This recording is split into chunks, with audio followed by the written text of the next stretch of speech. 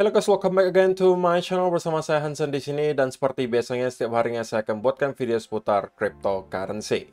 Apa kabar kalian semuanya hari ini? Mudah-mudahan semuanya dalam keadaan baik-baik saja. Teman-teman, kita akan kembali menghadapi event yang sangat besar di minggu ini karena besok dini hari akan ada Fed Interest Rate Decision atau keputusan suku bunga dari Amerika Serikat setelah tadi malam kita melihat data inflasi dari Amerika Serikat. Apa hasilnya dan apa yang kira-kira bisa kita expect ketika nanti terjadi Fed Interest Rate Decision? Kita bakalan bahas di video hari ini. Namun sebelum itu, kita bakalan mulai dari coin market cap terlebih dahulu. Per hari ini, secara global, market cap crypto berada di angka 1,06 triliun dolar atau turun sekitar 0,02%. Nah, di top 10 coin sendiri sebenarnya dalam keadaan yang mix. Sebagian ada yang hijau, ada juga yang merah. Walaupun kenaikannya dan penurunannya rata-rata nggak terlalu signifikan, hanya kurang lebih 0, sekian persen hingga kurang lebih 2%. Dan satu-satunya yang mencolok itu cuma BNB, teman-teman, dengan kenaikan 7,05% menuju 250 dolar. So, itu adalah outlook sementara dari beberapa top coin yang ada. Sekarang kita langsung aja masuk ke data dan berita terbaru hari ini. Nah, untuk teman-teman yang tidak sempat melihat kemarin, saya rangkum kembali bahwa data inflasi rupanya sesuai dengan ekspektasi mengalami penurunan yang lumayan signifikan, terutama di inflation rate year on year-nya, di mana ekspektasinya adalah kita melihat penurunan sebesar 0,8% dari yang awalnya 4,9% menjadi 4,1%, tapi kemudian actual atau datanya adalah 4% ketika keluar, alias lebih baik daripada ekspektasi. Sedangkan untuk core inflation rate-nya itu sesuai dengan ekspektasi terjadi penurunan 0,2%. Dan juga untuk month on month, kita juga melihat rata-rata sesuai dengan ekspektasi, hanya saja yang inflation rate itu sedikit juga di bawah ekspektasi.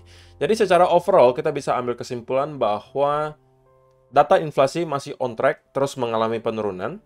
Walaupun sebenarnya menurut saya menjadi pertimbangan The Fed untuk berhati-hati dalam menerapkan kebijakan moneternya adalah karena core inflation rate-nya yang masih terlihat sangat sulit untuk mengalami penurunan yang signifikan.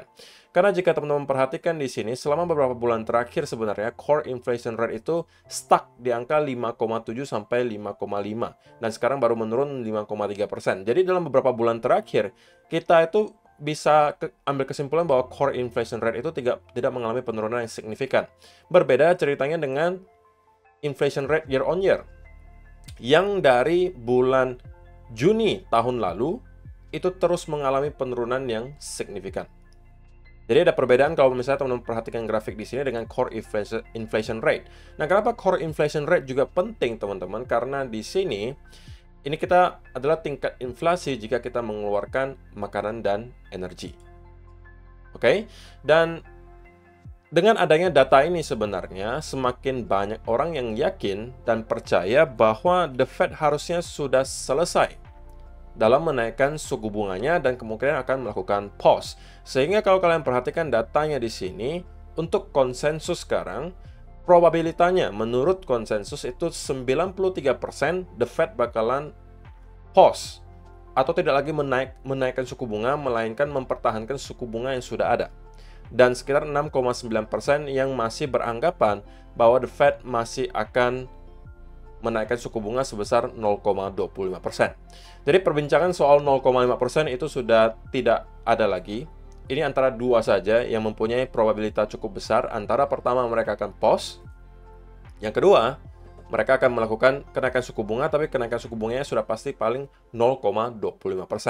Tetapi, teman-teman, yang perlu menjadi catatan adalah kalau misalnya ternyata The Fed akhirnya masih tetap memutuskan untuk menaikkan suku bunga, padahal ekspektasinya adalah dominan orang sudah beranggapan The Fed bakalan pause, maka itu bisa menjadi sedikit surprise. Dan itu bisa aja menciptakan semacam sell off di market. Seperti yang juga disampaikan oleh Dr. Profit di sini, ini sedikit banyak juga adalah gambaran gitu. Kira-kira apa yang bisa terjadi ketika nanti Fed Interest Rate Decision. All you need to know for FOMC tomorrow, if Fed decide to pause the rates, we can expect a similar move like today during CPI data release. The more important part will be the speak of Jerome Powell 30 minutes after the rate hike announcement. Jadi, untuk Fed Interest Rate Decision nanti dini hari, Setengah jam kemudian akan ada Fed Interest Press Conference, di mana Jerome Powell bakalan ngomong, teman-teman. Dan sekali lagi, biasanya memang tidak hanya Fed Interest Rate Decision yang akan membuat volatility, tetapi ketika kakek Jerome udah pidato, itu yang biasanya bakalan dipantau dan justru membuat market lebih volatile. Tetapi kalau kita hanya berbicara spesifik soal suku bunganya, jika kita melihat Fed akhirnya memutuskan untuk pause, maka ya kita bisa melihat ada sedikit rally terjadi. Karena itu ya sudah sesuai dengan ekspektasi sebenarnya, teman-teman. Tidak ada yang surprise ketika The Fed melakukan pause. Karena seperti yang kita lihat tadi, datanya, konsensus kurang lebih 93% sudah merasa harusnya The Fed sudah selesai menaikkan suku bunga dan akan melakukan pause. Tetapi kalau misalnya mereka melakukan rate cut, gitu ya. Kalau rate cut, artinya mereka menurunkan suku bunga, which is sekarang probability-nya sangat kecil. Kalau menurut Dr. Crypto itu cuma 1%. Maka itu bisa menciptakan reaksi market yang sangat bullish. Dan saya cukup harusnya setuju ya, bahwa kalau misalnya mereka sampai melakukan rate cut, itu kita bisa melihat stock market rally, sama juga di kripto. Walaupun mungkin untuk sekarang kripto masih ya terseret-seret gitu, teman-teman. Kenapa? Karena masih banyak uncertainty di sektor cryptocurrency, terutama yang lagi hangat-hangatnya adalah soal SEC versus Binance dan juga Coinbase. Belum lagi SEC menyatakan banyak sekali altcoin yang dikategorikan sebagai sekuritas. Nah, tetapi teman-teman, kalau misalnya yang dilakukan berikutnya adalah justru The Fed menaikkan suku bunga, kalau misalnya naikkan suku bunga 0,25%, ya kita bisa melihat semacam sell-off, tapi sell-off-nya tidak ekstrim. Tetapi kalau yang dinaikkan adalah justru 0,5%, itu yang bisa membuat market sell-off luar biasa kencang. Yang walaupun, sekali lagi, probabilitasnya cukup kecil. Yang besar probabilitasnya hanya 2, antara mereka pause dan menaikkan suku bunga sebesar 0,25%. Tapi ingat sekali lagi, yang akan juga menciptakan volatility adalah setengah jam kemudian ketika kakek Powell itu pidato, itu biasanya akan dipantau oleh para investor dan akan diinterpretasikan kira-kira apa yang sedang direncanakan oleh The Fed untuk beberapa bulan kemudian. Tapi menurut kalian bagaimana, teman-teman? Apakah pada akhirnya The Fed akan memutuskan untuk pause atau kalian masih merasa mereka akan menaikkan suku bunga? Kalau saya pribadi beropini bahwa harusnya yang inilah yang akan terjadi, di mana mereka sudah akan melakukan pause. Karena kita melihat data sebelumnya, unemployment rate sudah start mengalami peningkatan, walaupun tidak signifikan, tapi ada peningkatan. Yang kedua, data inflasi masih terus mengalami penurunan. Dan bahkan CPI mengalami penurunan yang cukup drastis dari 4,9 menjadi 4,4% bahkan. Oke, jadi itu adalah beberapa data dan berita hari ini yang pengen saya sampaikan untuk kalian semua. Nah, sesuai dengan janji saya di video kemarin, teman-teman, saya pengen kasih tahu ke kalian bahwa ada sesuatu yang terjadi di S&P 500 yang menurut saya sangat krusial.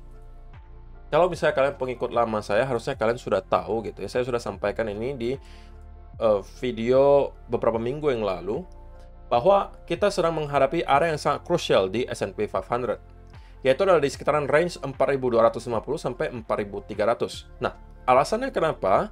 Karena pertama, kalau misalnya kalian lihat dari segi price action, di sini selalu menghasilkan semacam major support atau resistance. Jadi kita bisa kategorikan ini sebagai key level, yang harusnya kemarin menjadi major resistance. Dan kita sudah break di atas area tersebut. Tidak hanya area key level di sini, tentunya kalau misalnya kalian cek juga dari segi Fibonacci, ini juga merupakan area golden pocket 0,618, teman-teman. Dan kita juga udah break di atas area tersebut. Nah, saya juga udah sampaikan bahwa apabila hal ini terjadi, teman-teman, ketika kita melihat kita sudah mampu break dari area 4.300 di sini, hal berikutnya yang menurut saya perlu kita lihat di S&P 500 adalah kita konsolidasi di sekitaran area di sini. Dan bagi saya, kalau ini yang kita lihat berikutnya, seperti yang kalau misalnya kita lihat contohnya mungkin mirip seperti ini, teman-teman. Kita mau melihat konsolidasi seperti ini. Oke. Atau kita mau melihat konsolidasi yang modelnya seperti ini. Kita coba cek lagi contohnya. Nah, kita mau melihat ada break, kemudian ada bull flag. Break, ada bull flag. Nah, ini yang kita tunggu, konsolidasinya. Nah, kalau sampai terkonfirmasi kita melihat hal tersebut, teman-teman, sekali lagi, menurut saya tidak ada alasan bagi S&P 500 untuk tidak kembali nge-retest ke area all-time high-nya. Dan saya sudah sampaikan ini bahkan ketika S&P 500 masih berada di area range di sini, teman-teman. Saya sampaikan pertama, bahwa yang kita lihat di sini, pergerakannya cenderung korektif, teman-teman, tidak impulsif. Sehingga, ketika kita break dari area trendline di sini, saya sampaikan ini ada sebuah pertanda baik. Dan kita bisa expect S&P 500 untuk mengalami rally yang lumayan kencang, minimal ke area di sini. Yang kedua di sini, kalau misalnya mampu kita break, dan kita consolidate, saya rasa kita akan bisa kembali ke area all time high. Nah, yang juga perlu teman-teman ingat adalah kita sudah pernah cari tahu juga, biasanya ketika S&P 500 rebound, kemudian membentuk all time high yang baru, dan start untuk konsolidasi, seperti yang mungkin bisa teman-teman lihat seperti ini. Ini kita bentuk all time high baru, tapi dalam bentuk konsolidasi. Di sini juga sama, kita buat all time high baru, kemudian konsolidasi. Nah, ketika hal tersebut terjadi, biasanya ini akan memakan waktu 3 atau bahkan 4 bulan konsolidasinya, teman-teman. Dan biasanya justru pada saat itu kita akan start melihat Bitcoin untuk catching up juga. Biasanya ketika S&P 500 sudah ke all time high, 3-6 bulan kemudian Bitcoin juga biasanya bakalan ngikut. Biasanya seperti itu. Contohnya di mana kok? Sekali lagi kita ingatkan ya. Contohnya di sini. Misalnya kita lihat di tahun 2020 kemarin. Crash yang disebabkan oleh COVID-19. Kemudian kita rebound sangat kencang di sini. Nah, kita mencapai all time high di S&P 500 itu bulan Agustus 2020. Oke, Agustus 2020. Sedangkan untuk Bitcoin mampu mencapai all time high yang baru, itu kita baru break all time high di bulan Desember 2020. Jadi dari Agustus ke Desember. Agustus, September, Oktober, November, Desember. 4 bulan. Perlu makan waktu 4 bulan. Sebelum pada akhirnya Bitcoin juga menyusul menuju ke all time high. Jadi kalau kita berasumsi bahwa kita akan melihat pengulangan hal tersebut, artinya Bitcoin masih akan terkorelasi pergerakannya secara general dengan S&P 500, maka jika kita bisa melihat S&P 500 dalam beberapa bulan ke depan, kita asumsikan misalnya nih di kuartal 4, katakanlah di bulan November, misalnya kita bisa melihat S&P 500 itu nyampe ke all time high, walaupun sebenarnya all time high itu tidak terlalu jauh lagi kok, teman-teman. Kalau kita ukur di sini, all time high itu hanya berapa persen lagi dari sini? 8,97% lagi. Kalau kita naik, kita wajib naik kurang lebih 10% lagi di S&P 500 untuk kita mampu mencapai all time high yang baru. Hanya 10%, teman-teman. Tidak jauh lagi. Tentunya harapan kita ya secepatnya gitu ya. Kalau misalnya kita bisa melihat S&P 500 misalnya ini bulan apa? Bulan Juni.